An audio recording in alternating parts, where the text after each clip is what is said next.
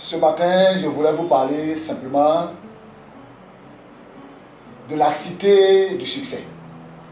Je veux que nous tous nous soyons des citoyens de la cité du succès. En 1996, j'ai arrivé à Yamoussoukro, mon oncle m'a donné un schéma, un plan pour venir à Abidjan chez mon oncle, qui est à Abobo. Figurez-vous, je ne connais pas Abobo, je ne connais ni Abidjan pour dire Abobo, et je dois arriver à Abobo. Et j'ai suivi le plan, mais ça n'a pas été facile pour arriver à Abobo. Voyez-vous, quand vous voyez cet exemple que je donne, ça va faire comprendre parfaitement l'environnement de l'entrepreneuriat en Côte d'Ivoire, en Afrique. La réussite, l'accomplissement. Voilà le but que tout homme cherche. Tous les êtres humains veulent réussir. Mais comme le disait le boxeur américain Joe Louis, oui, tout le monde aspire à aller au paradis. Mais personne ne veut mourir. Si nous allons du côté de l'entrepreneuriat, qui est mon domaine de prédilection, vous allez comprendre que nombreux sont les entrepreneurs qui veulent atteindre le paradis. Celui de la réussite, de la gloire, de la richesse, de la victoire, du succès. Mais combien d'entre eux sont prêts à mourir? Combien d'entre eux sont prêts à investir? Combien d'entre eux sont prêts à apprendre? Combien d'entre eux sont prêts à investir, à semer avant de récolter des fruits? Mon intervention de ce matin portera simplement sur l'entrepreneuriat. Permettez-moi de me présenter. Je suis M. Brou, communément appelé le chinois comme l'appellent mes étudiants. J'ai le plaisir de partager ce message avec vous parce que moi aussi, je suis un citoyen de la cité du succès. D'enseignant vacataire dans une école de la place avec un salaire de 24 000 francs par mois, j'ai réussi à compter des millions en espace de 2 ans. Donc je vais vous parler de l'entrepreneuriat. Ce qui m'intéresse, et je crois que c'est le sujet qui doit intéresser beaucoup les Ivoiriens, parce que je le dis toujours et je le répète, aucun président ne viendra pour distribuer de l'argent. Aucun homme ne viendra pour t'aider. J'ai lu l'intervention du ministre, du préfet d'Abidjan, M. Vincent Toby, avec son aventure, par rapport à son aventure avec ce jeune entrepreneur. Effectivement, M. Toby a, je dirais, résumé le problème de l'entrepreneuriat en Côte d'Ivoire, ou le problème de la formation en Côte d'Ivoire. Il a dit que les jeunes n'ont pas besoin de financement, ni d'encadrement, mais ce qu'ils ont besoin, c'est de la formation à la base. Oui, monsieur le préfet avait juste. Et le problème clé de l'Afrique aujourd'hui est le problème de l'entrepreneuriat, le problème de la formation. Oui, de la formation. Former, c'est quoi? Qui doit former? Quel type de formation doit-on dispenser aux apprenants? Et la dernière question qui va et qu'on se pose, est-ce que les apprenants sont aussi prêts à apprendre? Le problème se situe donc sur 2 aspects. L'aspect lié aux formateurs et l'aspect lié aux apprenants. En ce qui concerne les formateurs, il y a un adage, une citation qui me plaît toujours et que j'aime de dire, mais qui est pour moi une citation polémique. Comme le disait Amadou Ampateba en Afrique, quand un vieillard meurt, c'est toute une bibliothèque qui brûle. Cette assertion est valable mais je dirais critiquable. Cette assertion est donc aujourd'hui l'assertion la plus ancrée dans les mœurs, les us et coutumes de nos formateurs. Oui, nos formateurs ont une difficulté d'appréciation de la relation formateur-apprenant. La relation de type vertical, c'est-à-dire un apprenant, un formateur et un apprenant, fait qu'on est dans un style de dominé et de dominant. Voyez-vous, quand vous allez à l'université, vous allez dans nos écoles, partout où vous allez, le professeur est devant, les apprenants sont tous regroupés quelque part.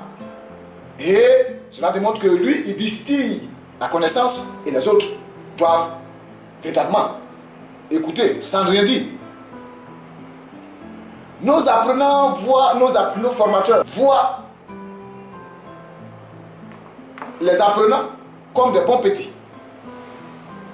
Et en Afrique, le bon petit, ça veut dire celui qui doit suivre. Celui qui est toujours petit. Nos formateurs refusent d'élever le niveau des enfants de sorte qu'ils même les atteignent et qu'ils les dépassent. C'est ce qui fait la différence entre nous et les Blancs. Les Blancs considèrent l'enfant comme un chapeau qui est sur sa tête. Ça veut dire qu'ils forment l'enfant pour le dépasser. Ils forment l'enfant pour être plus fort que lui. Ils forment l'enfant pour avoir des dispositions plus pratiques que lui. Chez nous en Afrique, on forme l'enfant pour être toujours petit. On forme l'enfant pour être toujours en bas de nous.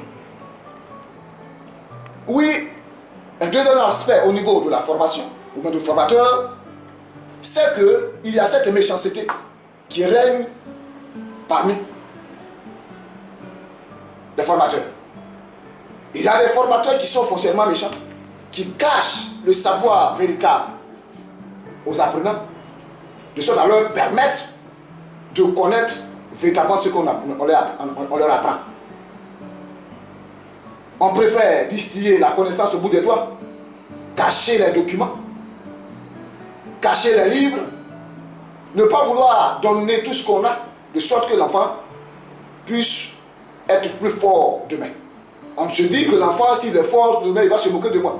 On ne veut pas se comparer, on ne veut pas être, disons, dans un système de compétition qui permet à l'enfant aussi de mieux compétir. Le troisième aspect des formateurs, c'est que ceux qui ont bénéficié de cette grâce de formation, aujourd'hui, le rendent payant.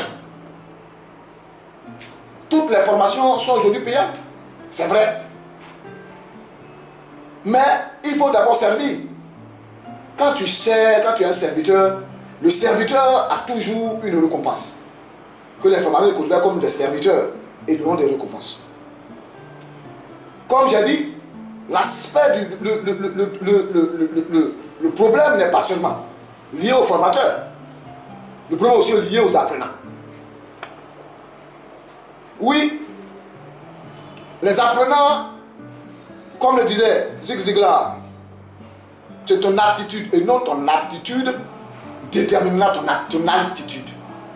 Je répète, Zig Ziglar dit, c'est ton attitude et non ton aptitude, ça veut dire ta compétence, qui déterminera là où tu seras demain. Ton attitude. Les jeunes pensent que les banquiers ont besoin de leur bulletin de salaire. Ce qui est marrant. Ah ben non. Allez-y à la banque, on va vous dire. Le banquier ne sait pas, il ne va pas te demander si tu connais papier ou pas. Les jeunes ignorent véritablement la voie du succès. Dale Carnegie a bien simplifié cela et je donne. Il dit, celui qui veut récolter le miel ne doit pas bousculer la ruche. La voie du succès est l'obéissance, l'humilité, le service. Si tu veux réussir demain, apprends à respecter, apprends à servir, apprends à donner, même cadeau. les jeunes ne veulent plus apprendre des vieux. Et comme la chanson le dit, les vieilles personnes quittées. Oui, les jeunes voient tous les vieux comme des gens dépassés. Des gens qu'on ne peut pas. Oui, ils sont dépassés. Et le dernier aspect que je vais aborder, les jeunes, nous les jeunes d'aujourd'hui, on ne veut plus travailler, on veut le gain facile. Ça, il faut le dire, on veut le gain facile. On veut le gain facile. Donc nous sommes devenus les adeptes du moindre effort. Comment faire pour sortir de ce problème de cet amateurisme écœurant, comme le disait le préfet? Galilée pouvait dire, et je cite, « Vous ne pouvez pas enseigner à quelqu'un quelque chose. Vous ne pouvez pas enseigner quelque chose à quelqu'un. Vous pouvez seulement l'aider à découvrir en lui-même. » On ne peut pas enseigner à quelqu'un de découvrir la richesse. On ne peut pas enseigner la richesse, on ne peut pas enseigner la réussite. On ne peut pas non plus enseigner comment devenir riche. Mais on peut emmener les gens à découvrir la richesse en eux-mêmes. Pour le découvrir, je vous invite à cette plage. Je vous invite à suivre dans les jours à venir ces vidéos qui vont venir pour faire de vous des citoyens de la cité du succès. Je vous ai dit que je ne connaissais pas Abidjan et que je vais venir à Abidjan à travers un plan qui m'a été donné. Les grandes écoles ne suffisent pas. La formation scolaire, les diplômes que nous avons là-bas ne suffisent pas. Il faut que des gens qui ont déjà réussi, qui ont déjà eu du succès, vous montrent le chemin, vous donnent des schémas palpables, pratiques, vous accompagnent pour que vous réussissiez. Vous voyez ce qui va de là.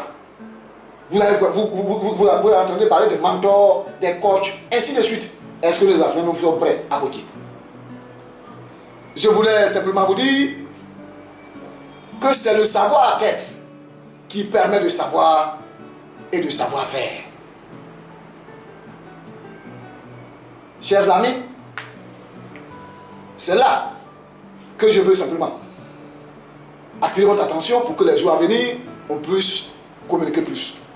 J'espère que vous avez aimé cette petite vidéo et nous sommes prêts à vous accompagner dans l'entrepreneuriat dans les jours qui arrivent.